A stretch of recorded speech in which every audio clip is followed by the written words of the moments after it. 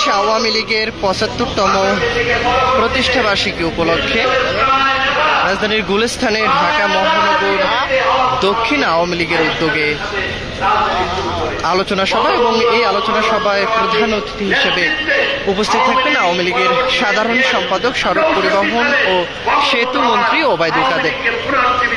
যদিও দুপুর ৩টা থেকে এই সম্মেলন শুরু হওয়ার কথা ছিল, তবে নেতাকর্মীরা আসতে আসতে অনেকটাই লেট হয়ে গেছে এবং এই মুহূর্তে সমাবেশ বা আলোচনা সভার কার্যক্রম চলছে এবং নেতাকর্মীরাও এখানে অংশগ্রহণ করেছেন।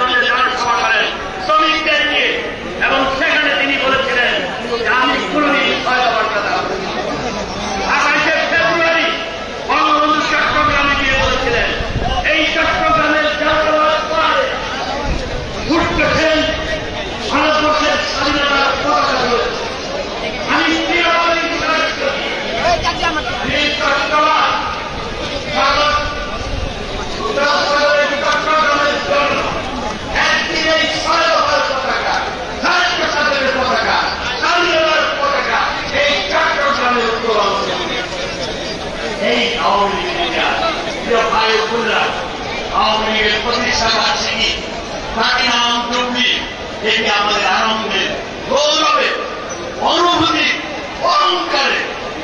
তাই আজকে বলতে চাই, এই দিক আন্দোলন, ৬৯-এর গণপ্রধান, ৭১-এর জয়নাদেবী রক্তক্ষয়ী যুদ্ধ, যে যুদ্ধে গিয়েছিলেন এদেশের কামার কুমার, তাদের মাঝি, মাঠের কৃষক, সশস্ত্র বাহিনীর ভাইরা, মুসলিম শ্রমিক, রিকশাওয়ালা, ভ্যানওয়ালা, অস্ত্র হাতে নিয়ে জীবন বাজি রেখে আমরা যুদ্ধ করেছি। বঙ্গবন্ধু বাংলাদেশকে একটি সুখী সমৃদ্ধশালী সোনার বাংলা করে